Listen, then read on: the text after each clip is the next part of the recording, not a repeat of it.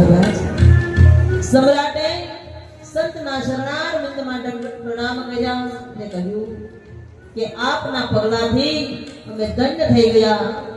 એક વાત ચોક્કસ છે કે સંતનું આંગણે આવવું થાય તો તમામ પાપ બળી જાય।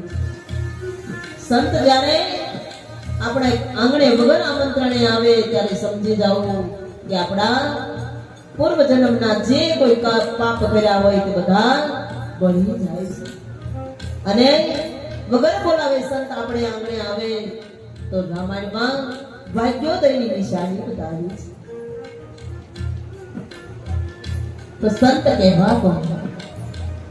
સંત તો ઘણા ફરતા હોય છે અને આ વેશમાં ઘણા સંતો હોય છે, પણ સંતને ઓળખવા કઈ રીતે? જે ભગવા કપડા પહેરે તે સંત, કે જે ધોતી પહેરે તે સંત, કે જે લાંબી લાંબી દાઢી રાખે તે સંત? સંત કહેવા કોણ? સંત ત્રણ પ્રકારના હોય છે। અહીં ધ્યાન ખાસ દેજો, ક્યારે કોઈ અસંત થી ઠગાઈ ન જતા। સંત ત્રણ પ્રકારના હોય છે। એક સંત પેટ માટેના હોય છે, બીજા સંત શેઠના હોય છે અને ત્રીજા સંત ઠેઠના હોય છે। એક પેટના, બીજા શેઠના અને ત્રીજા ઠેઠના। જે પેટના સંત છે તે પોતાનું સારું ઈચ્છે છે, પોતે જમી લે એટલે આખી દુનિયા ધરાઈ ગઈ તેમ માને એ પેટના સંત છે। આપણે એમના આશ્રમે જઈએ, ગમે ત્યારે જાઓ એમના આશ્રમે, ત્યારે નો કે આવો, કે નો કે બેસો, કે નો કે જમો, એટલે એ સમજવા કે પોતાના પેટ ખાતર સંત બન્યા છે। જ્યારે બીજા સંત છે એ શેઠના સંત છે, કોઈનું દેવું કરીને સંત બની ગયા હોય, કોઈનો સંબંધ ન થતો હોય ને સંત બની ગયા હોય, કોઈને કમાવું ન હોય અને સંત બની ગયા હોય, આમાં પરાણે બન્યા હોય તેને શેઠના સંત કહેવાય। અને ત્રીજા પ્રકારના સંત એ તો વૈરાગથી બન્યા હોય, નોકરી મિલકત મૂકીને ઘર-બાર, કુટુંબ, કબીલો, શરમ, મર્યાદા, ઇજ્જત, માન, અપમાન, તેમજ મા બાપ, કુટુંબ, કબીલો, શરમ, મર્યાદા, ઇજ્જત, માન, આ બધું જ મૂકી તમામને છોડી વૈરાગ ઉત્પન્ન થયો હોય તે સંત કહેવાય। તે સંત આ લોક અને પરલોક બંનેને તારી દે છે તેવા સંતને ઠેઠના સંત કહેવાય છે। સરળ સ્વભાવ નમન કુટિલાઈ, જથા લાભ સંતોષ સુદાઈ।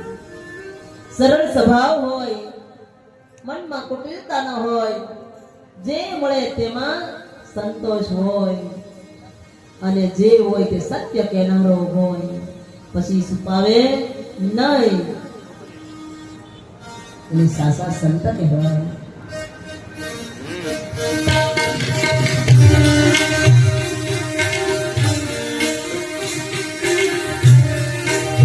ગુરુ દેવા મારા,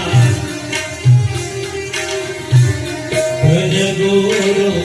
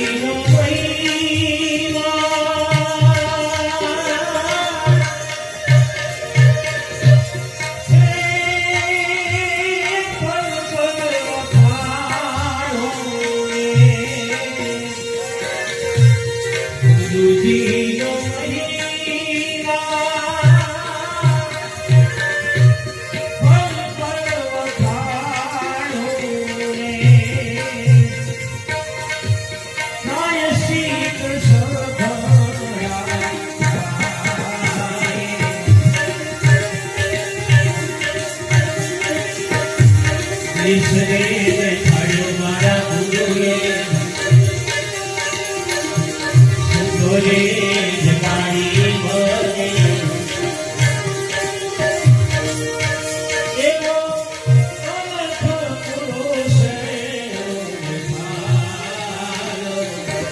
અનર્થ પુરુષ નિભાયો.